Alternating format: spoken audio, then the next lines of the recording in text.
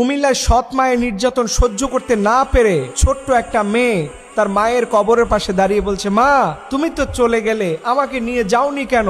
এই পৃথিবীর কষ্ট আমার আর সহ্য হয় না। দেখেন এই কথার ওজন কত, এটার ওয়েট কি আপনি বুঝেন? আপনি কি বুঝেন একটা ছোট্ট মেয়ে কতটা কষ্ট পেলে পরে তার মায়ের কাছে গিয়ে সে তার কষ্টের কথা বলে? আমি ওই ভাইদেরকে, আমি ওই পিতাদেরকে বলবো যারা দ্বিতীয় বিয়ে করে প্রথম সন্তানদেরকে ভুলে যান, অথবা প্রথম স্ত্রী মারা গেছে দ্বিতীয় স্ত্রীকে নিয়ে পড়ে আছেন, প্রথম ঘরের সন্তানদের দেখেন না।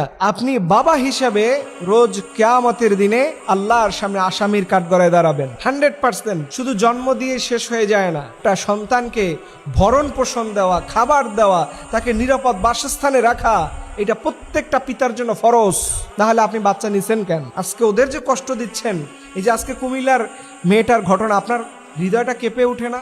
যে আজকের ঈদের মাত্র 2টা দিন যায় নাই, এই সময় তো অন্তত ভালো থাকার কথা ছিল।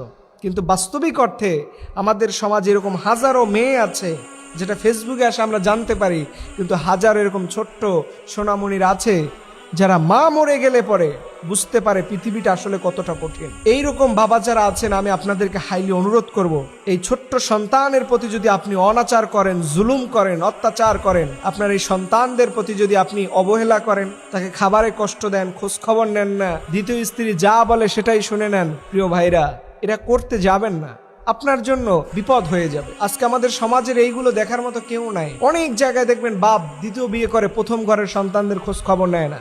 আমরা ছোটবেলা থেকে অনেক জায়গায় দেখেছি। এর জন্য আপনাদেরকে অনুরোধ করে বলবো, কোরআনের ছোট্ট একটা দোয়া আছে না, রব্বির হামহুমা কামা রব্বায়ানি সগীরা। এই সগীরা বলতে কি, আল্লাহ আপনি আমার সন্তান, আল্লাহ আপনি আমার পিতা মাতা আমারে যেমন করে ছোটবেলায় আদর যত্ন স্নেহ মমতা দিয়ে লালন পালন করছে, আল্লাহ আপনি জান্নাতেও তার সাথে এমনটা করেন। এখন আপনি ছোট্ট সন্তানগুলোর সাথে কি আচরণটাই করতেছেন, আর ওইটা যদি আল্লাহ তাআলা রোজ কিয়ামতের দিন আপনার সাথে করে, আপনি মনে হয় জান্নাতে যাবেন। এজন্য আমি বলি, পরকিয়া করার আগে, হারাম রিলেশনশিপ করার আগে পিতা আপনি একটু সাবধান হয়েন, আপনার সন্তানগুলোর মুখের দিকে তাকায়েন, এই বেবিচারে লিপ্ত হয়েন না। আল্লাহর কাছে কি জবাব দিবেন?